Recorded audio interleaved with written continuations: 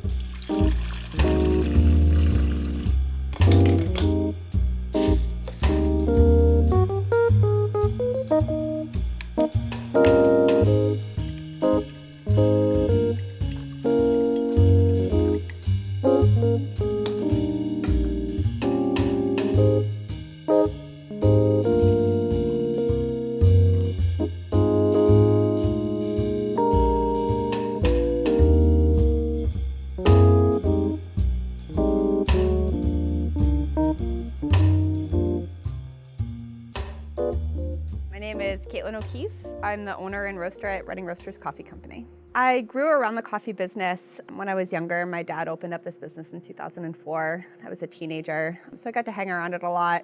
And about 5 years ago, he passed away and I took over. So I just kind of slid in one day and decided to pick it up exactly where he left off. Retail-wise, we're open on a daily basis during business hours, whether we're roasting or not roasting, and people get to come in and buy coffee directly from us. But we also do wholesale. Well, we're selling out to other cafes and vast array of businesses. We sell coffee to bookstores, we sell coffee to bakeries and cafes. We're in some local farm markets. We're in a food truck. I mean, if you're brewing coffee, we would be more than happy to work with you. The customers that come in here, they become very familiar to us. You know, people come in on a weekly basis most of the time to get their freshly roasted coffees. Every week on Saturdays. That's the way that the cycle ends up working. She goes through a week and then we always come back. You know, they come in and we get to know them as people and we get to learn about their family, and babies are born and we get to watch them grow up over the years. So there are some familiar faces that I still see today that I remember meeting when I was a teenager, when my dad was still alive running this business. I started coming here right after Bill first opened it, to get gifts for people, because at that point I was drinking tea. So he talked to me about coffee, and then it was because of his knowledge and interest that got me to be interested in drinking coffee. I remember people from 10 years ago, from 12 years ago, and I even remember what kind of coffee they got 12 years ago. So it's interesting to see that evolve and to see the same people every single day. They become like friends to you. You know, you can count on them being there just like they count on us being here. So it ends up being a really social environment, and it feels like a small kind of community. When the customers come in, they'll start talking to whoever came in right before them, that they start to talk about things like what new grinder they got and what kind of espresso machine they're thinking about purchasing, and they'll talk to each other about coffee-related things, and sometimes it expands outside of that if there's something going on in town. And so it really feels very much like a community just in our small store. The quality of the product, the staff is always, friendly and helpful in explaining. When you're roasting coffee, you really want to know your bean. The first thing that you want to do is understand what coffee you're roasting. The flavor profiles that you do expect to get out of that coffee will initially impact your opinion of how you think this coffee should be roasted, but you need to understand things like humidity levels in the coffee. They have different moisture contents, so you have to roast at different levels of temperature and gas and airflow. And when you start the roasting process, you want to do a lot of charting. You know, you could graph it or you could just handwrite it and understand how the temperature is changing in the bean throughout the roasting process.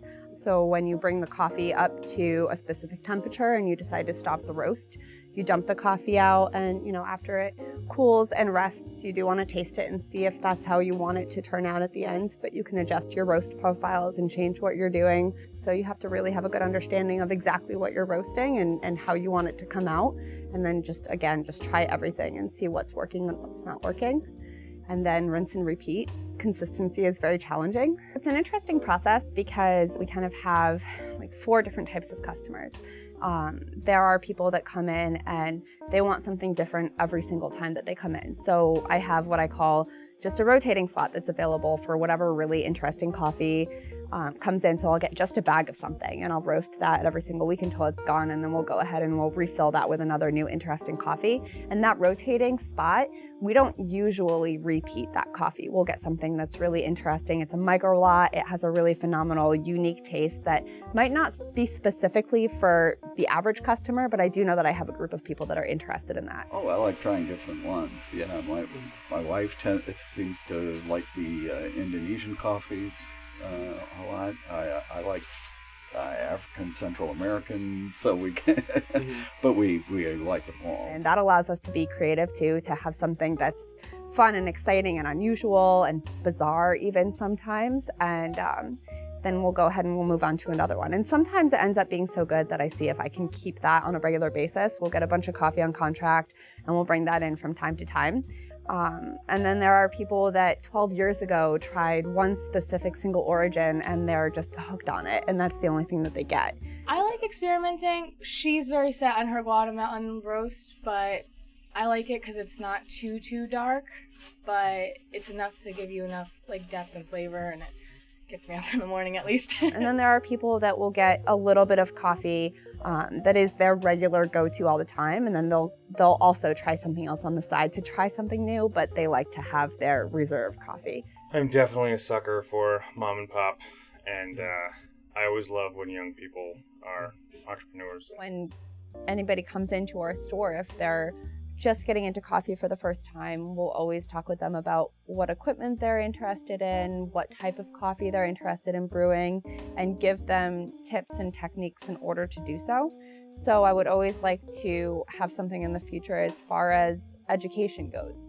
So if they were to come in and watch how we're brewing our coffee, if they have questions regarding that, we would like to have people still here working that have that kind of education involved as well, so that we can share that with anybody that comes into our store. But right now we're happy. Any more growth and I would have to step back and not be involved as much. And I really enjoy being here on a daily basis and being the one that's roasting the coffee. And I do have help from somebody that's working here that I am training to roast coffee. Just because our volumes are going up, it's something that is a natural expansion. When my dad was alive, he was the only person that knew how to roast coffee, and that ended up being a dangerous thing. So we like to share that knowledge and all learn together as a business. So one day we will have some kind of little storefront where we can engage with the community and be brewing coffee for them. But at this point, we're very happy and comfortable in our little nest where we're doing what we're doing now.